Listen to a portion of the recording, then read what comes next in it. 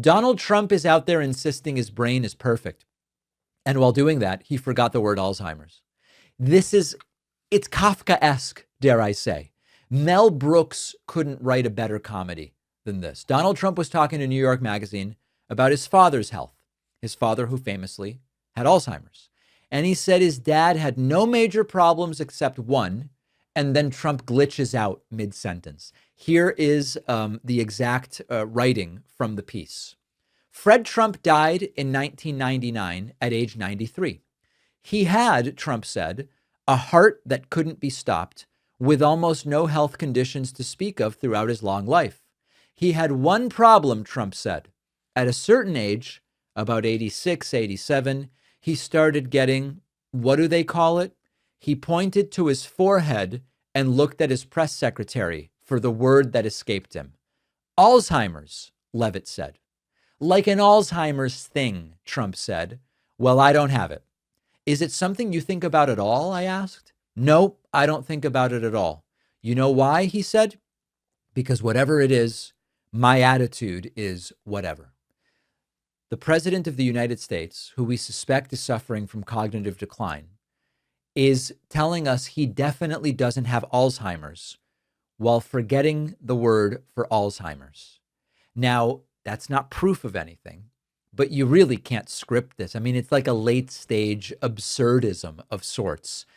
Now, I want to be very clear about a couple different things. This is obviously not a diagnosis. A single word lapse doesn't prove anything. People forget words all the time, stress and age and fatigue. It happens to a lot of people, it happens to everybody. But the context is important. Trump is the one who turned cognitive tests, brain injury tests, into a personality trait. He's the one who constantly brags about acing them. He's the one who made person, woman, man, camera, TV into a campaign slogan. So when he forgets the name of the disease that killed his father while claiming to be cognitively perfect, it is sort of weird and I would argue relevant. And it's an uncanny pattern overall. So far, so many of the things Trump says as accusations end up being admissions. COVID is a hoax. And he gets COVID and he responds severely, like he was severely sick from it. Biden, and from the MAGA movement as well, Biden is covering up pedophilia and this whole thing. Trump's name shows up repeatedly in Epstein documents, and it's Trump who has worked to cover up the full release of the Epstein files. China and Russia will invade Greenland, or is it Iceland, if I don't do it?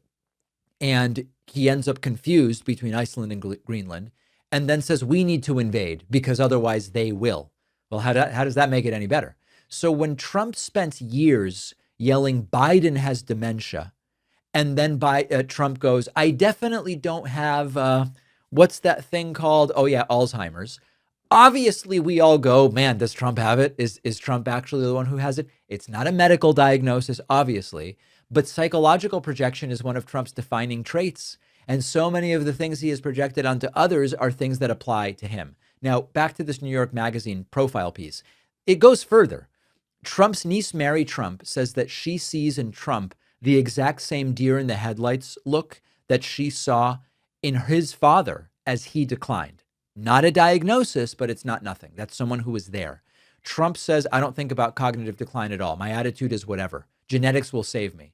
Except we know Trump does think about it because he's regularly bragging about his cognitive tests. And by the way, why is he getting cognitively tested so often? Our guest earlier this week said he believes Trump is getting regular MRIs specifically to track what is going on with his brain. The bottom line here is presidential health matters.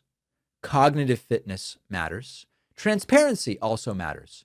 We don't know the truth about Trump's physical health. We don't know the truth about Trump's cognitive health, but we do know that he's not transparent. And when the oldest president in American history publicly forgets basic words while insisting that his brain is perfect, it's kind of weird. And it's something that we would talk about, not because it proves anything, but because pretending it means nothing is definitely not appropriate. Tell me the truth. Do you think Trump has Alzheimer's? Leave it in a comment. Send me an email, info@davidpakman.com. Scams and identity theft rarely start with a hacked password. They usually start when your personal information is easy to find online, your address, phone number, relatives, employment history, that information lives on countless data broker sites on the internet, accessible to almost anyone unless you actively remove it. Our sponsor, Incogni, is a service that handles that for you. Incogni doesn't just focus on one category of sites. It works to take down your personal data wherever it appears online, reducing the raw material scammers use to impersonate you or target your family.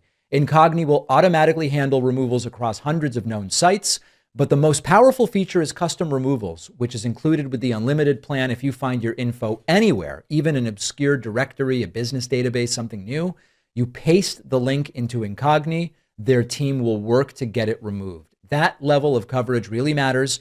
Even a single exposed profile can lead to fraud, harassment, identity theft. Incogni's removal process is independently verified by Deloitte, and you can get 60% off when you go to incogni.com/Pakman and use the code Pakman.